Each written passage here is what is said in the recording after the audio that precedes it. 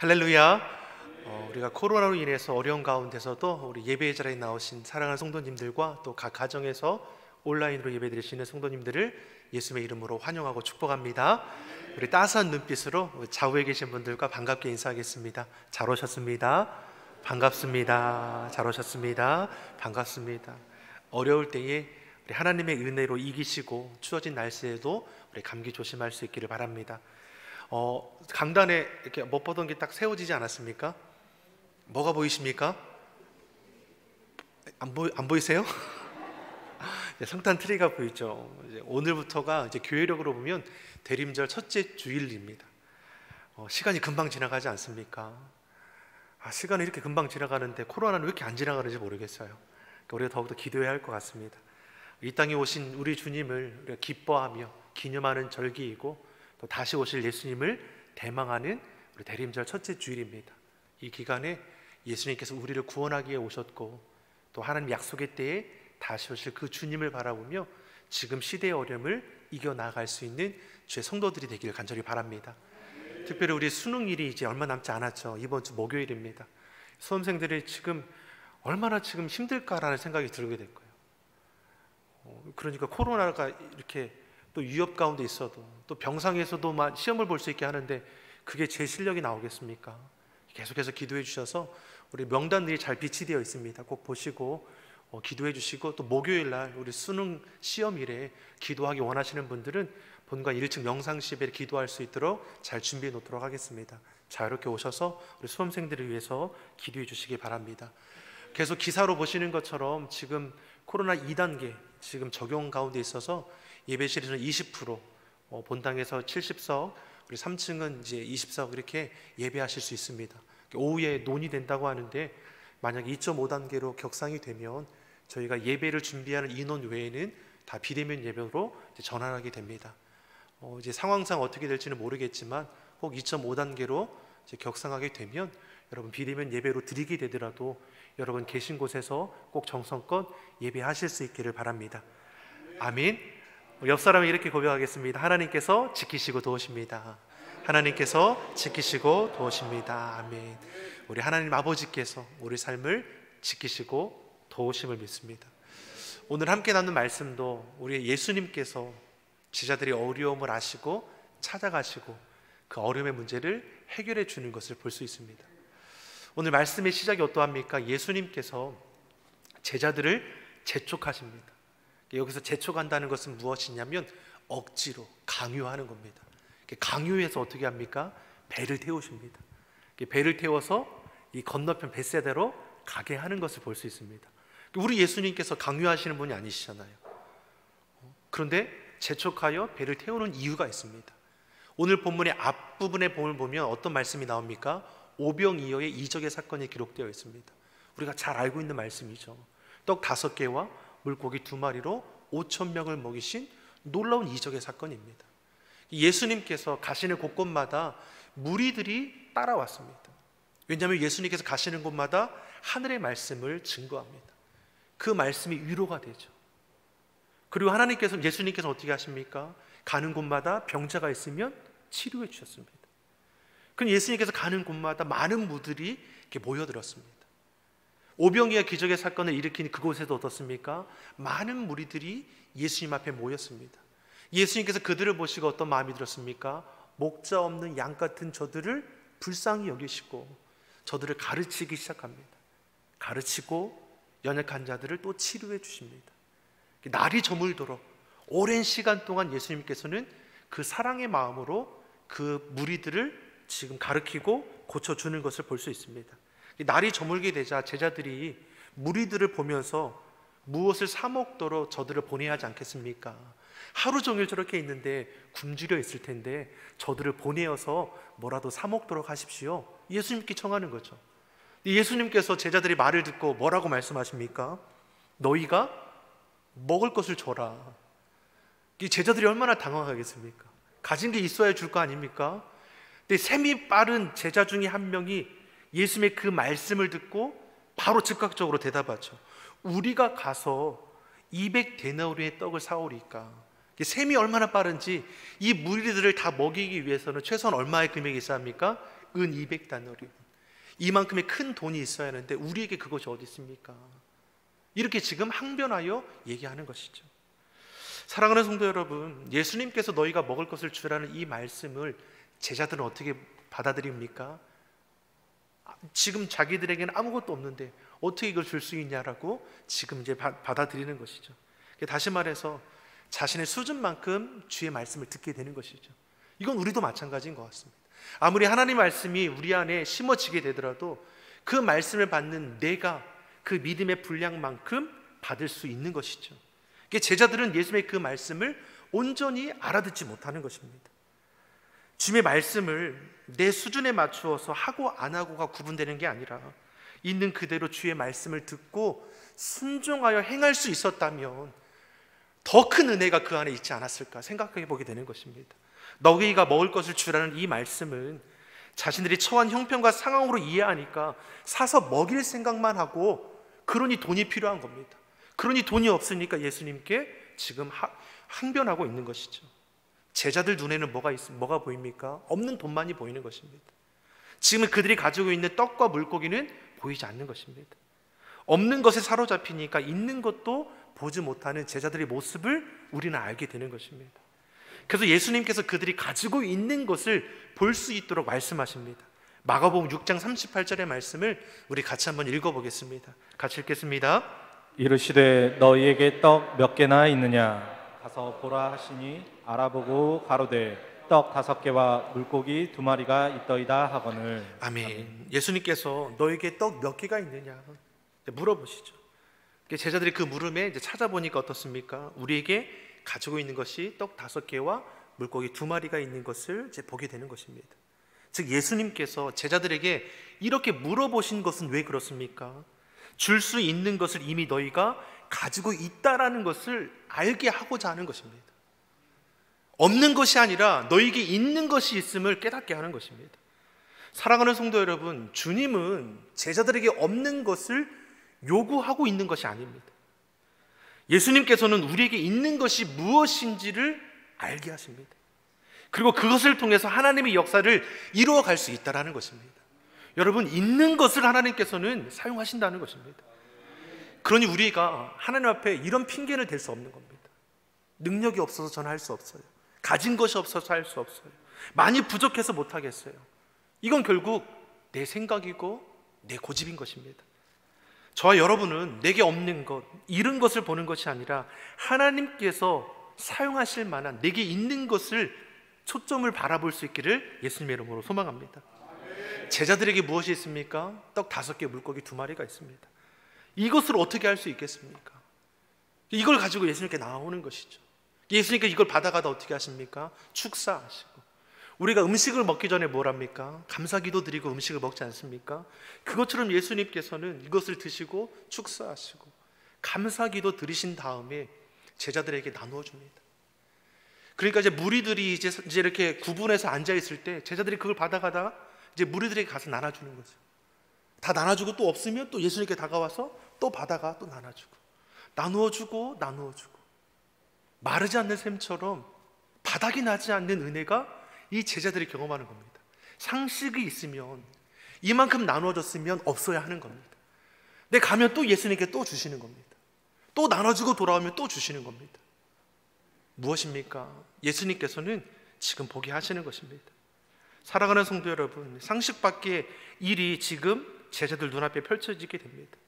조금까지만 해도 제자들이 가진 것이 없어서 부족해서 불평하는 마음이 있었습니다. 근데 없는 것으로, 부족한 것으로, 적은 것으로 그것을 통해 역사하시는 예수님의 놀라운 역사를 지금 보게 되는 것입니다. 주님의 일을 감당한다는 것은 내가 가진 것으로 하는 것도 아니고 나의 재능과 능력으로 하는 것도 아닙니다.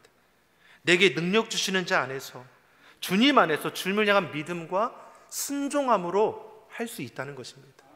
여러분, 우리가 무슨 힘으로 지금 내게 주신 사명을 감당할 수 있습니까? 하나님을 향한 믿음으로 감당하는 것입니다.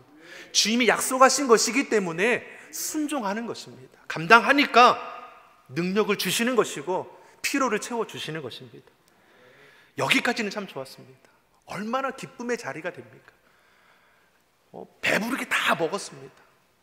말이 남자 5천 명이 먹었지 여자와 아이까지 하면 약 2만 명의 가량의 사람들이 그 자리에 다 먹은 것이죠. 12광주리가 남을 정도로. 여기까지 좋았습니다. 예수님께서 많은 무리들을 가르치시고 고치시고 배부르게 먹이셨습니다. 근데 그 무리들이 어떤 마음을, 어떤 생각을 갖게 됩니까? 요한복음 6장 14절 15절에 보면 이들이 이런 생각을 하는 걸 볼 수 있습니다. 요한복음 6장 14절 15절 두 절의 말씀을 같이 읽어보겠습니다. 그 사람들이 예수의 행하신 이 표적을 보고 말하되 이는 참으로 세상에 오실 그 선지자라 하더라. 그러므로 예수께서 저희가 와서 자기를 억지로 잡아 임금 삼으려는 줄을 아시고 다시 혼자 산으로 떠나가시니라. 아멘. 자, 오병이어로 많은 무리들을 배부르게 먹으신 다음에 예수님을 바라보고 이 무리들이 어떤 생각을 합니까? 자신들의 임금, 왕으로 삼겠다라는 생각을 했다는 것이죠. 예수님을 왕으로 삼는다는 것이 잘못된 생각은 아니죠. 왜냐하면 예수님은 만왕의 왕이 되시기 때문입니다. 근데 저들이 가지고 있는 생각은 우리가 바라보고 있는 예수님과는 전혀 다른 것이죠. 우리는 예수님 어떻게 바랍니까? 구원주, 메시아로 보죠. 우리를 구원하실 자로 보죠. 하지만 당시 무리들은 어떻게 바라봅니까? 강력했던 이 로마 세력을 부수어주고 지금 자신들이 처한 이 부조리와 부패한 현 시대를 뒤집어줘서 정치적인 메시아, 혁명가로서의 예수님을 기대하며 왕으로 삼겠다는 것입니다. 예수님께서 저 무리들이 가진 헛된 생각을 아시고 제자들 또한 저들에게 그 헛된 생각을 물들까 하여 재촉해서 배에 태우고 강요에 이끌려서 그들을 보내는 것입니다. 그러므로 예수님께서 어떻게 하십니까? 기도하러 산에 올라가십니다. 예수님께서도 구원 계획을 이루시는 그 길이 쉽지 않으셨습니다. 그러니 때마다 어떻게 합니까? 습관을 따라 기도하시는 걸 볼 수 있습니다. 예수님조차도 주어진 사명을 감당하기 위해서 매사에 기도로 나아가는 걸 볼 수 있습니다. 저와 여러분도 어떠한 사명의 삶을 살아가야 합니까? 늘 기도로 삶의 자리를 세워갈 수 있기를 간절히 소망합니다. 그럼 이길 힘이 우리 하나님께서 공급해 주지 않으시겠습니까? 자, 제자들이 이제 배를 타고 이동합니다. 근데 어떤 일이 벌어집니까? 오늘 본문을 보니까 예기치 않은 어려움을 만나게 되죠. 제자들이 가고 싶어서 배를 탄 것이 아니잖아요. 재촉에 의해서, 예수님의 강요에 의해서 배를 타고 가는데 어려움을 만나게 되는 것입니다. 우리 본문 48절의 말씀을 같이 한번 보겠습니다. 48절의 말씀을 함께 보겠습니다. 바람이 거스림으로 제자들의 괴로이 노젓는 것을 보시고 밤 사경 즈음에 바다 위로 걸어서 저희에게 오사 지나가려고 하시매. 아멘. 바람이 거슬렸다는 것이 무슨 말입니까? 역풍이 불어오는 겁니다. 그러니까 아무리 노를 저어도 이 문제를 해결해 보려고 해도 자신들의 힘으로 하지 못하는 것입니다. 벗어날 수 없으니까 두려움 가운데 있는 것이죠. 그때의 시간도 몇 시라고 합니까? 밤 사경, 새벽의 시간입니다. 3시에서 6시경이라고 추정을 합니다. 더욱 두려움이 가중되는 거죠. 자신들이 어느 쯤에 와 있는지도 알 수 없고 노를 저어도 가지도 않고 바람은 자꾸만 불어오고 깜깜하여 공포는 더욱더 거세지기만 하죠. 당장에 어떠한 상황이 일어날지 예측할 수 없으니까 두렵고 무서운 괴로운 상황에 있는 제자들의 모습입니다. 그런데 48절의 말씀을 보니까 이런 제자들에게 이 상황을 예수님께서 보셨다라고 기록합니다. 예수님께서 보셨다는 겁니다. 다시 말해 예수님께서 아셨다라는 거죠. 제자들의 처한 상황을 누가 아십니까? 예수님께서 아십니다. 예수님께서 그 형편과 상황을 아시니 어떻게 하십니까? 그들에게 찾아가시는 것을 볼 수 있습니다. 사랑하는 성도 여러분, 우리가 힘들다 어렵다 하지만 우리 삶의 자리에 누가 찾아오십니까? 우리 예수님이 찾아오십니다. 우리의 삶의 자리를 예수님께서 아신다는 겁니다. 그래서 우리가 잠잠히 주님을 바라보는 겁니다. 삶의 자리에 만나는 어려움의 문제에 내가 할 수 없음을 인정하고 하나님의 도우심을 구하는 것입니다. 제자들이 아셨습니다. 제자들을 예수님께서 아셨습니다. 저들의 형편과 상황을 아시고 저들에게 찾아가시죠. 어떻게 찾아가십니까? 물 위를 걸어서 가시는 것입니다. 우리 예수님 어떤 분이십니까? 하나님이 되시죠. 구원주가 되시고 심판주가 되십니다. 그 예수님께서 찾아가시는 것입니다. 근데 제자들이 예수님을 알아보지 못하죠. 그래서 어떻게 합니까? 무엇라고 바라봅니까? 유령이라고 봤다는 것입니다. 본문 49절의 말씀을 같이 읽어보겠습니다. 49절의 말씀을 같이 읽어보겠습니다. 제자들이 그의 바다 위로 걸어오심을 보고 유령인가 하여 소리 지르니. 아멘. 유령이라 생각했다는 것이죠. 능력을 행하신 주님이 아니라 유령이라고 생각하게 되니까 더 두려움 가운데 쌓이게 되는 것입니다. 거센 바람에 노를 저어도 나아갈 수 없고 캄캄하니 더욱더 두렵고 괴로운데 거기다가 유령같이 보이니 더욱 두려운 마음에 소리치는 것이죠. 유령이 무엇입니까? 보이지 않는 허상이죠. 예수님이 그렇게 보았다는 것입니다. 예수님은 제자들이 어려움을 아시고 저들을 구원하기 위해 찾아오는데 제자들은 두려움으로 예수님을 온전히 바라보지 못하게 되는 것입니다. 사랑하는 성도 여러분, 우리가 두려움에 휩싸이게 될 때 우리는 주님을 온전히 바라보지 못하게 되는 것입니다. 모세가 출애굽 가운데 있을 때 하나님께서 약속하신 가나안 땅에 12명의 정탐꾼을 보내게 됩니다. 우리가 잘 아는 말씀이죠. 정탐꾼들이 다 돌아보고 돌아와서 10명의 그 정탐꾼들이 뭐라고 얘기합니까? 저들은 감히 우리가 어쩌지 할 수 없는 자들입니다. 저들에 비해 보면 우리들은 메뚜기와 같다고 그렇게 고백하는 것이죠. 어떻게 사람이 메뚜기와 같을 수 있습니까? 근데 두려움에 휩싸이니까 저들에 비해 자신들은 메뚜기와 같이 여긴다는 것이죠. 이렇게 두려움이 무서운 것입니다. 두려움에 빠지면 가능성을 잃어버리는 것입니다. 무엇보다 하나님의 약속을 바로 보지 못하는 것이죠. 두 명의 정탐꾼 여호수아 갈렙은 어떻게 합니까? 주의 말씀을 의지하여 바라보니까, 다시 말해 믿음의 눈으로 보니까 너무나 풍요로운 땅입니다. 정말 하나님께서 약속하신 젖과 꿀이 흐르는 땅이라고 눈에 보이는 겁니다. 하나님의 말씀을 앞세우니까 아무리 강성하게 보이는 저들의 모습도 오히려 아이고 저들은 우리의 밥이구나 이렇게 생각되어진다는 것입니다. 우리가 어떤 눈으로 이 시대를 살아가고 있습니까? 코로나19가 두려움의 문제인 건 사실입니다. 하지만 두려움의 문제로 바라보는 것이 아니라 약속의 말씀을 의지하여 믿음의 눈으로 바라보면 이 어려움은 지나가게 될 것입니다. 그 이후에 우리가 받을 영광은 좋게 비교할 수 없다라고 성경은 말씀하는 것입니다. 우리 옆 사람에게 이렇게 고백하겠습니다. 주의 말씀으로 봅시다. 두려움을 이깁시다. 두려움을 이깁시다. 아멘. 예수님은 세상을 두려움이 아닌 믿음으로 보기 원하십니다. 근데 제자들이 두려움에 휩싸이니까 오시는 예수님도 유령인가 하여 두려워하고 있습니다. 믿음은 내 기준으로 보고자 하는 것이 아닙니다. 내 생각과 경험으로 비추어 판단하러 행하는 것이 아닙니다. 믿음은 하나님을 기준하는 겁니다. 주의 말씀을 붙들고 바라보는 것입니다. 자꾸만 내 수준에 따라 비추어 보게 되니까 유령이라 여기며 도리어 기뻐 맞이할 예수님을 두려움과 무서움으로 대하게 되었습니다. 그런 제자들을 향해 예수님께서 뭐라고 말씀하십니까? 우리 본문 50절의 말씀입니다.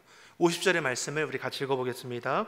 저희가 다 예수를 보고 놀람이라. 이에 예수께서 곧 더불어 말씀하여 가라사대 안심하라 내니 두려워 말라 하시고. 아멘. 예수님께서 두려워하는 제자들에게 안심하라 내니 두려워 말라. 비록 우리가 하나님의 약속의 말씀을 온전히 신뢰하지 못하고 말씀대로 행하지 못하여 잘못된 길을 가게 될지라도 그런 우리를 향해 예수님께서 뭐라고 말씀합니까? 안심하라 내니 두려워 말라. 주님께서는 책망이 아니라 도리어 저들의 연약함을 위로하시고 저들을 다시 설 수 있도록 붙잡아 주는 것입니다. 그리고 어떻게 하십니까? 저들을 위로하며 저들의 문제를 해결해 주시는 것을 볼 수 있습니다. 51절의 말씀입니다. 51절의 말씀 우리 같이 읽어보겠습니다. 배에 올라 저희에게 가시니 바람이 그치는지라 제자들이 마음에 심히 놀라니. 아멘. 예수님께서 유령이라 무서워하는 자들에게 안심하라 내니 두려워 말라. 감격하죠. 물 위에 걸어오시는 예수님이라니. 여전히 이들은 구원주 메시아로 보지 못하지만 능력 있는 분이라는 것은 이제 알게 되는 것이죠. 그 예수님께서 배 위에 올라오시자 잔잔해졌다라고 했습니다. 두려움의 문제가 해결되었습니다. 그럼에도 심히 놀랐다라고 기록합니다. 사랑하는 성도 여러분, 우리가 두려워하기보다는 심히 놀라는 신앙의 모습이 아니라 그 삶의 자리에서 주님이 역사하시는 것을 바라보며 감사로 영광 올려드릴 수 있는 복된 삶이 되길 간절히 소망합니다. 예수님께서 배에 오르시자마자 어떻습니까? 바람이 그쳤습니다. 두려움의 문제가 해결되었습니다. 그럼에도 어떻습니까? 온전히 깨닫지 못하는 어리석은 마음이 이 제자들 안에 있습니다. 52절의 말씀을 보니까 여전히 깨닫지도 못하고 그 마음이 둔하여졌다라고 했습니다. 이들은 예수님께서 행하신 일을 보면서도 예수님께서 어떠한 분인지를 미처 깨닫지 못합니다. 주님을 온전히 고백하지 못하니 그 고백 가운데 하나님의 놀라운 일들을 바라보지도 못하고 행하지도 못하게 되는 것이죠. 믿음의 시작이 무엇입니까? 주님을 온전히 고백하는 것입니다. 우리 예수님을 삶의 자리에서 온전히 고백하는 주의 성도들이 되기를 간절히 소망합니다. 사람의 인생을 항해에 비유합니다. 배라는 우리의 인생이 세상이라는 바다를 항해합니다. 근데 예기치 않은 풍랑이나 어려움들을 우리가 만나게 되는 것입니다.